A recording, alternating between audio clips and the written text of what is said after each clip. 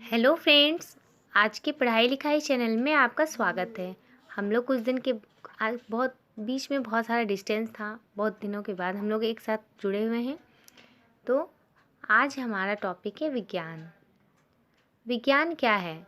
हम सभी के मन में ये सवाल उठता है कि विज्ञान क्या है।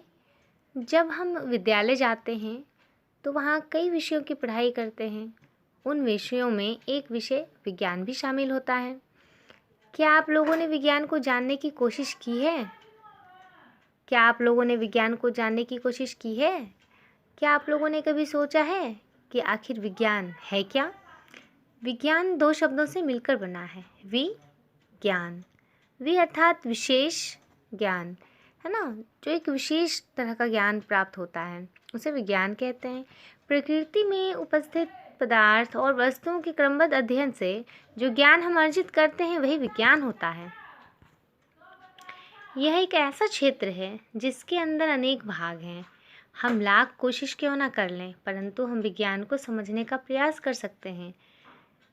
ना कि हमें विज्ञान के बारे में पूर्ण जानकारी हमें प्राप्त नहीं है, क्योंकि हम जितना भी अध्ययन क्यों ना करें, विज्ञान के बारे में हम पूर्णतः नहीं जान सकते हैं। विज्ञान एक प्रकार का विशेष ज्ञान है जो हमें वस्तुओं के सिद्धांतों और उसके गुणों एवं प्रकृति को जानने में मदद करती है। हम जब हमारे चारों ओर मौजूद किसी भी चीज़ के बारे में जानकारी प्राप्त करते हैं तो वो विज्ञान ही कहलाता है। विज्ञान अंधविश्वास और गलतफहमी को बिल्कुल भी नहीं मानता। उदाहरण, जब हम दौड़ते हैं और किसी खास दूरी पर पहुंचना चाहते हैं तो वह विज्ञान हमें यह बता सकता है कि अगर हम एक गति के साथ दौड़ेंगे तो हमें कितनी देरी लगेगी। इसके लिए बस हमें एक फार्मूला का उपयोग करना होता है। जैसे आप जानते ही हैं कि जल ही जीवन है। इसकी 3 अवस्थाएं होती हैं, ठोस, द्रव, गैस। अगर हम विज्ञान नहीं जानेंगे तो हमें इसकी जानकारी कैसे मिलेगी? न्यूटन को कौन नहीं जानता? इन्होंने ही तो पूरी दुनिया को बताया कि आखिर कोई भी चीज़ अगर गिरती है तो वह किस वजह से नीचे ही गिरती है, ऊपर क्यों नहीं जाती है।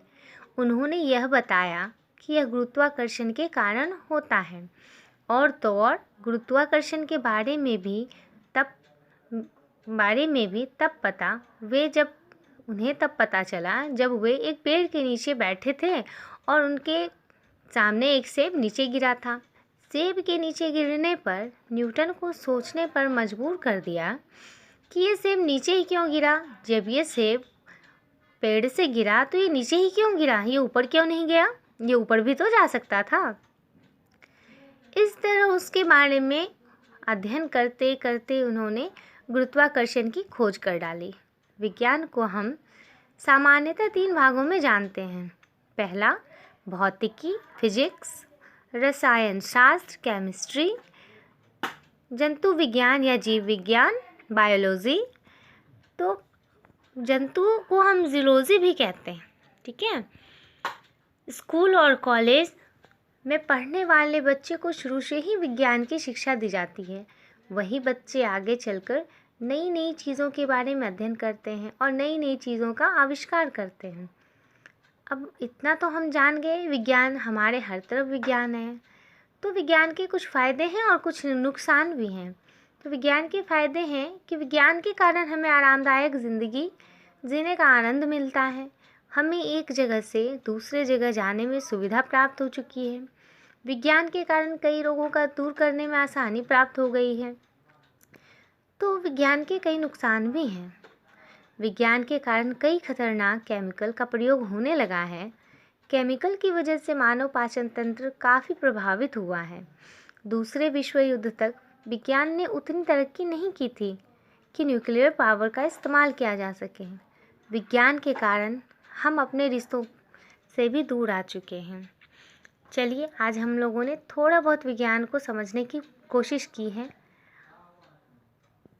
हमें ऐसा लगता है कि आप लोगों को हमारा ये विज्ञान को समझने की कोशिश थोड़ा अच्छा लगा होगा।